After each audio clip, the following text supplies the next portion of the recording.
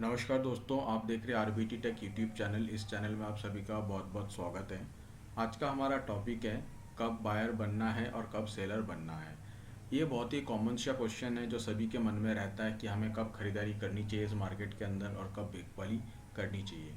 तो इस चीज़ को हम समझते हैं थोड़ी बारीकियों से, और इसके लिए चलते हैं चार्ट के ऊपर।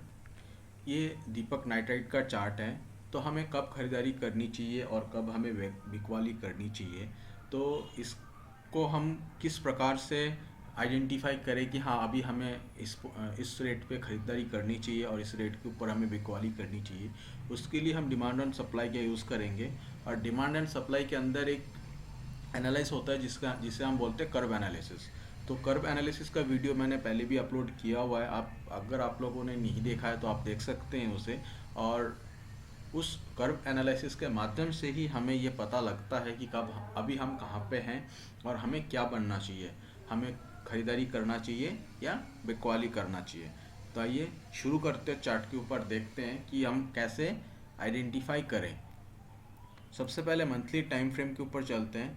तो अगर हम मंथली टाइम फ्रेम पे देखेंगे, यहाँ पे एक नज़दीकी सप्लाई है जो ये जो है पर हमारा रैली बेस ड्रॉप। और अगर हम डिमांड की बात करें तो ये डिमांड है हमारा नीचे यहाँ पे जो कि है रैली बेस रैली। तो जोन मार्क करने से पहले हमारे को ये क्लियर होना चाहिए कि जो जिस पर्पस के लिए हम अपना ट्रेड प्लान कर रहे हैं वो उसका ड्यूरेशन क्या है। क्या हम कुछ महीनों के लिए ट्रेड प्लान कर रहे हैं, कुछ हफ्तों के लिए, या कुछ दिनों के लिए, या हम कुछ घंटे के लिए, या फिर इंटरडे ट्रेड प्लान कर रहे हैं अपना।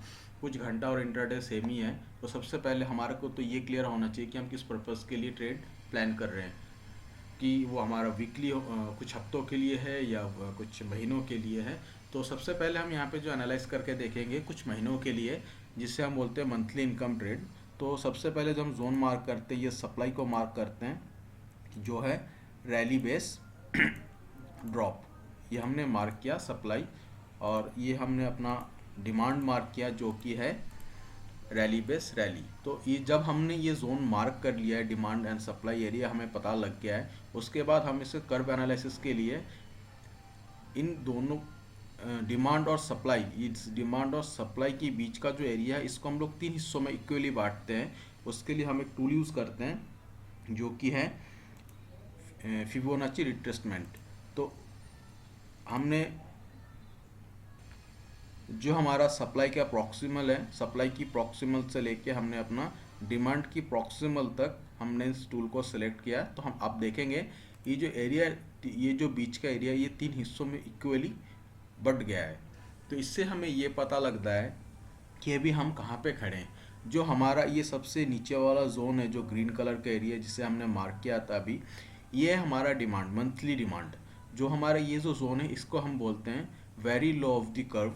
और जो हमारा ये वाला हिस्सा है, जो हमारा ये वाला एरिया है, ये ब्लैक और ब्लू लाइन के बीच का जो एरिया है, इसे हम बोलते हैं लो ऑफ द कर्व। और उसके बाद ये ब्लू और रेड का जो एरिया है, ये ब्लू लाइन और रेड लाइन के बीच का जो एरिया है, इसे हम बोलते हैं इक्विलिब्रियम।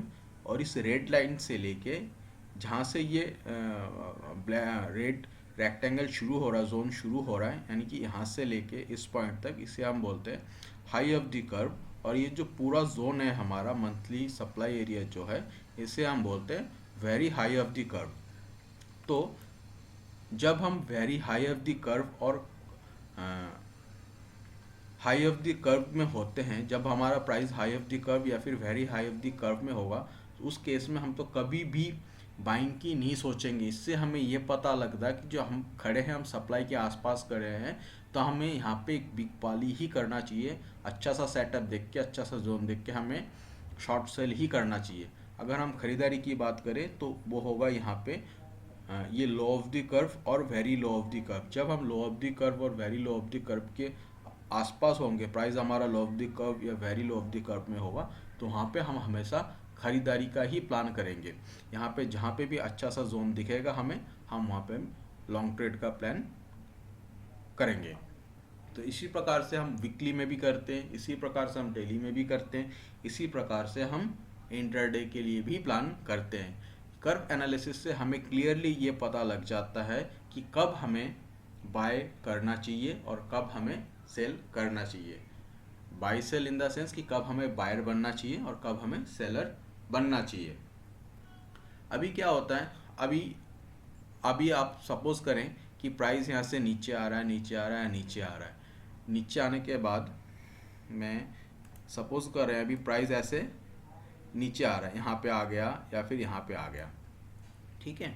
तो जब प्राइस ऐसे नीचे आ रहा है तो हमारे को पैसा कब बनेगा, या तो हम किसी ट्रेंड के अंदर ही, अगर हम एक अप ट्रेंड में हैं वहीं पे हम कोई डिमांड एरिया फाइंड करते हैं, चाहे वो ड्रॉप बेस रैली हो या फिर रैली बेस रैली हो, वहाँ पे हम अपना पोजीशन बनाते हैं, अपना ट्रेड प्लान करते हैं। तो हम प्रोबेबिलिटी ये रहेगा कि उस ट्रेड में हम अपना पैसा बनाएंगे, और अगर वो ट्रेड हमारे अगेंस्ट जाता है तो हमारा एसएल तो है ही है। ठीक इसी प्रकार से पैसा तभी बनेगा या तो आप ट्रेंड शुरू होने से पहले आप एंटर कर जाओ, या फिर जो ट्रेंड कंटिन्यू है उस ट्रेंड के अंदर आप एंटर हो जाओ। अभी प्राइस नीचे आया और इसी डिमांड जोन के आसपास कहीं पे एक डिमांड जोन बना और हम यहाँ से अपना ट्रेड प्लान किया और हमने अपना ट्रेड एग्जीक्यूट भी किया और ट्रेड हमारे फेवर में आ गया, तो वहाँ पे हमारा पैसा बनेगा। और अगर ट्रेड हमारे अगेंस्ट जाता है तो उसके लिए स्टॉप लॉस है ही है।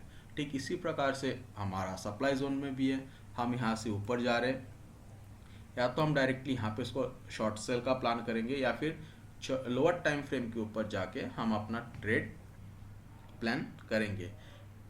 तो डिमांड और सप्लाई और कर्व एनालिसिस से हमें क्लियरली ये पता लग जाता है कि हमें अभी क्या करना चाहिए। मैं आशा करता हूँ ये दी गई जानकारी आपको अच्छा लगा होगा। अच्छा लगे तो प्लीज़ मुझे सपोर्ट कीजिए। मिलते हैं नेक्स्ट वीडियो में, तब तक अपना ख्याल रखें। Thank you very much.